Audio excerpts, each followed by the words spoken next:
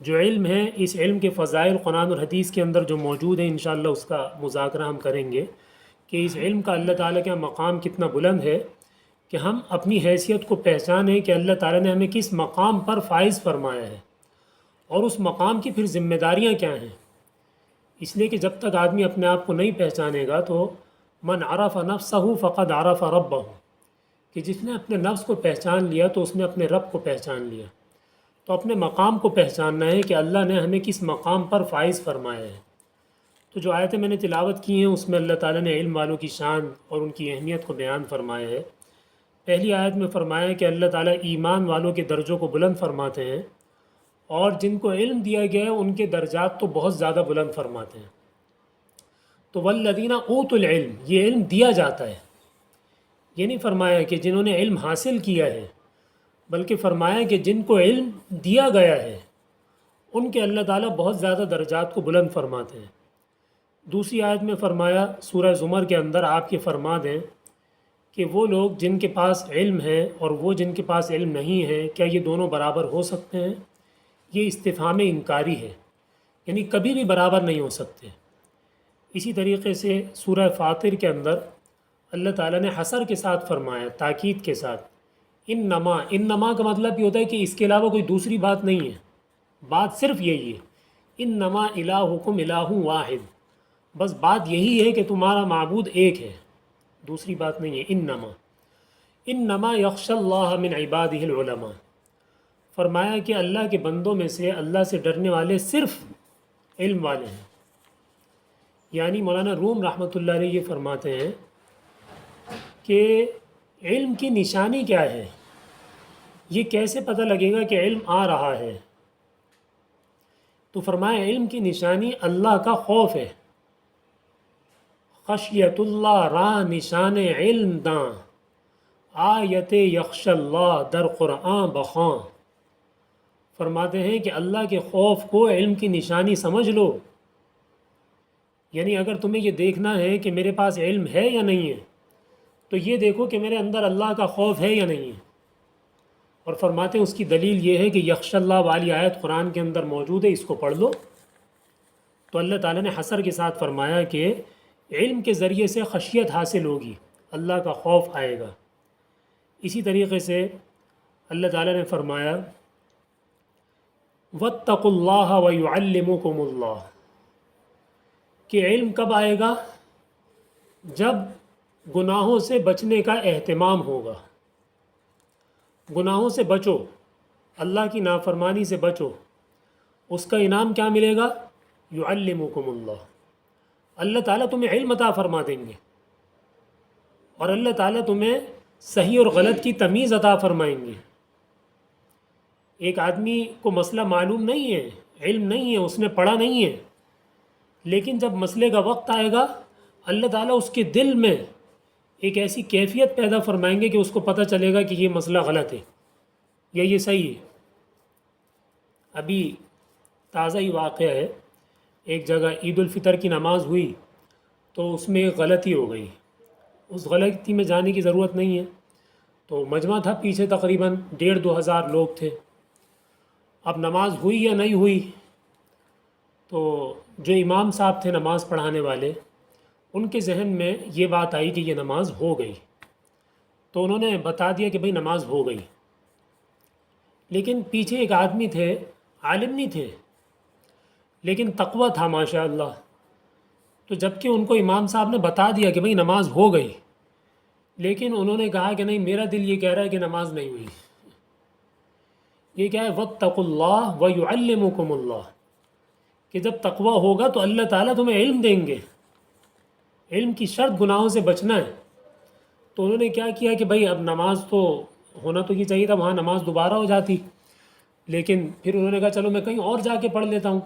ان کے دل نے اس کو تسلیم نہیں کیا کہ نماز ہو گئی۔ ایک جگہ پہنچے تو وہاں رش اتنا تھا کہ نماز کی جگہ نہیں مل رہی تھی، تو پھر ایک تیسری جگہ چلے گئے اور وہاں جا کے نماز پڑھ لی۔ مسئلے کا ابھی تک نہیں پتہ، مسئلے کی تحقیق نہیں ہوئی، بس دل یہ کہہ رہا ہے کہ نماز نہیں ہوئی۔ پھر بعد میں جا کے مسئلہ پوچھا تو پتہ بھی یہی چلا کہ بھئی نماز نہیں ہوئی۔ تو یہ کیا ہے کہ واتقوا اللہ ویعلمکم اللہ، کہ اللہ سے ڈرو، اللہ کی نافرمانی سے بچو، اللہ تعالیٰ علم عطا فرمائیں گے۔ اسی طریقے سے اللہ تعالیٰ نے علم کو بڑا فضل فرمایا کہ اللہ تعالیٰ نے آپ پر قرآن کو نازل کیا اور احادیث اللہ تعالیٰ نے آپ کو دیں۔ وَأَنزَلَ اللَّهُ عَلَيْكَ الْكِتَابَ وَالْحِكْمَةَ، کتاب قرآن مجید ہے، حکمہ حدیث ہے۔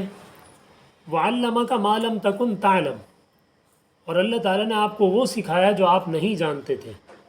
وَكَانَ فَضْلُ اللَّهِ عَلَيْكَ عَظِيمًا، اور اللہ کا آپ پر بہت بڑا فضل ہے۔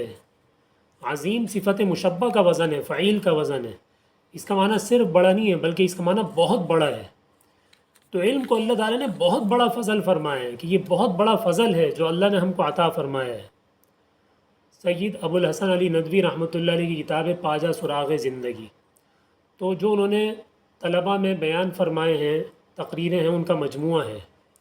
تو اس کتاب کے اوپر ایک شعر لکھا ہوا ہے فارسی زبان میں: برخود نظر کشا زتہی دامن مرنج، کہ در سینہ تو ماہ تمام نہادہ ان، کہ اپنے کو دیکھو۔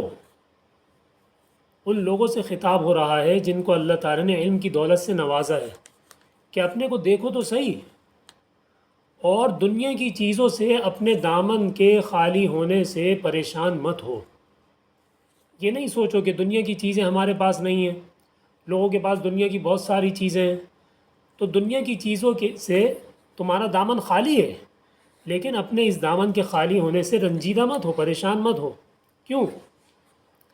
اس لیے کہ تمہارے سینے میں اللہ نے 14ویں کا چاند رکھا ہوا ہے۔ یہ اتنا عظیم الشان علم ہے، اس کی طاقت کتنی ہے کہ حضرت سلیمان علیہ السلام نے اپنے وزراء سے یہ فرمایا کہ ملکہ بلقیس جو آ رہی ہے، اس کا تخت میرے پاس کون لے کر آئے گا؟ تو جو ایک بہت بڑا دیو تھا، عفریت من الجن، اس نے یہ درخواست کی کہ آپ کی اس مجلس کے برخاست ہونے سے پہلے وہ تخت میں آپ کے سامنے لا کے حاضر کر دوں گا۔ حضرت سلیمان علیہ السلام کو یہ بات پسند نہیں آئی کہ یہ تو بہت دیر ہو جائے گی، کوئی اور اس سے پہلے لانے والا بولے۔ قال الذی عنده علم من الکتاب انا آتیک به قبل ان یرتد الیک طرفک، جن کے پاس کتاب کا علم تھا، آسمانی کتاب کا علم جن کے پاس موجود تھا، وہ ان کے وزیر تھے آصف بن برقیہ۔ انہوں نے یہ عرض کی کہ آپ آنکھیں بند کریں اور آپ کی آنکھیں کھلنے سے پہلے وہ تخت میں آپ کے سامنے لا کے حاضر کر دوں۔ تو یہ طاقت ہے اس علم کی کہ یہ کتاب کا علم ان کے پاس ہے، یہ علم الہ ہے، علم الہی ہے، یہ اللہ کا علم ہے۔ اسی طریقے سے اللہ تعالیٰ نے اہل علم کا اعزاز ظاہر کرنے کے لیے قرآن مجید میں 2 آیتیں ہیں کہ ان 2 آیتوں میں اللہ تعالیٰ نے ایک چیز کی گواہی دی ہے، اور اللہ تعالیٰ نے خود اس کی گواہی دی ہے کہ میں اس کی گواہی دیتا ہوں، اور اپنے ساتھ اللہ تعالیٰ نے فرشتوں کو شامل فرمایا۔ تو سمجھ میں آتا ہے کہ فرشتے اس کے اہل ہیں کہ وہ اللہ تعالیٰ کے ساتھ گواہی دینے میں شامل ہو جائیں کہ نورانی مخلوق ہیں، گناہوں سے پاک ہیں۔ لیکن اللہ تعالیٰ نے اپنے بندوں میں سے کن کو اپنے ساتھ گواہی میں شامل فرمایا؟ تو وہ فرمایا کہ وہ ہیں جن کے پاس علم ہے۔ شہید اللہ انہ لا الہ الا ہو، اللہ تعالیٰ فرما رہے ہیں کہ اللہ اس بات کی گواہی دے رہا ہے کہ اللہ کے سوا کوئی معبود نہیں۔ والملائکہ، اور فرشتے بھی اس کی گواہی دے رہے ہیں۔ وَأُولُو الْعِلْمِ قَائِمًا بِالْقِسْطِ، اور جو علم والے ہیں وہ بھی اس بات کی گواہی دے رہے ہیں کہ اللہ کے سوا کوئی معبود نہیں۔ تو اللہ تعالیٰ نے اپنے ساتھ گواہی دینے میں اپنے بندوں میں سے علم والوں کو شامل فرمایا، ان کے اعزاز کو اللہ تعالیٰ نے ظاہر فرمایا۔ اسی طریقے سے سورۃ الرعد کی آخری آیت ہے، اللہ تعالیٰ نے آپ صلی اللہ علیہ وسلم کو تسلی دینے کے لیے فرمایا وَيَقُولُ الَّذِينَ كَفَرُوا لَسْتَ مُرْسَلًا، کہ کافر یہ کہتے ہیں کہ آپ رسول ہی نہیں ہیں۔ تو اللہ تعالیٰ نے فرمایا آپ جواب میں یوں فرمائیں قُلْ كَفَى بِاللَّهِ شَهِيدًا بَيْنِي وَبَيْنَكُمْ وَمَنْ عِنْدَهُ عِلْمُ الْكِتَابِ، آپ یہ فرما دیں کہ میرے اور تمہارے درمیان گواہی دینے کے لیے، اس بات کی گواہی دینے کے لیے کہ میں اللہ کا رسول ہوں، میرے اور تمہارے درمیان گواہی دینے کے لیے اللہ کافی ہے۔ اور کون کافی ہے؟ وَمَنْ عِنْدَهُ عِلْمُ الْكِتَابِ، جن کے پاس کتاب کا علم ہے۔ تو ادھر بھی اللہ تعالیٰ نے ان کو اپنے ساتھ وہاں گواہی میں شامل کیا اللہ تعالیٰ نے اپنی وحدانیت پر، لا الہ الا اللہ، اس پر اللہ تعالیٰ نے گواہی خود دی اور فرشتوں کو اور علم والوں کو شامل فرمایا۔ اور یہاں آپ صلی اللہ علیہ وسلم کے رسول ہونے کی گواہی دینے میں اللہ تعالیٰ نے اپنے ساتھ علم والوں کو شامل فرمایا۔ اسی طریقے سے سورہ یونس کے اندر اللہ تعالیٰ نے فرمایا قل بفضل اللہ وبرحمتہ فبذلک فلیفرحوا هو خیر مما یجمعون، آپ یہ فرما دیں کہ اللہ کے فضل اور اللہ کی رحمت پر ان لوگوں کو خوش ہونا چاہیے۔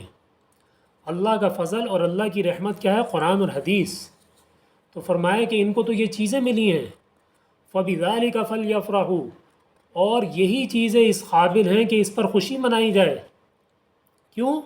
اس لیے کہ ہوا خیر مما یجمعون، ما یجمعون میں ما عام ہے، اس لیے کہ یہ قرآن اور حدیث ان تمام چیزوں کے مقابلے میں بہتر ہے جس کو انسان جمع کرنے میں لگے ہوئے ہیں، سب چیزوں سے بہتر۔ حضرت علی رضی اللہ عنہ فرماتے ہیں رضینا قسمت الجبار فینا لنا علم وللجہال مال فإن المال یفنا عن قریب وإن العلم باق لا یزال۔ فرماتے ہیں کہ ہم اللہ تعالیٰ کی اس تقسیم پر بالکل راضی ہیں اور بالکل خوش ہیں کہ اللہ تعالیٰ نے ہمیں علم عطا فرمایا اور جاہلوں کو اللہ تعالیٰ نے مال دے دیا، اس لیے کہ مال تو عن قریب فنا ہو جائے گا اور علم ہمیشہ باقی رہنے والا ہے، وہ کبھی ختم ہونے والی چیز نہیں ہے۔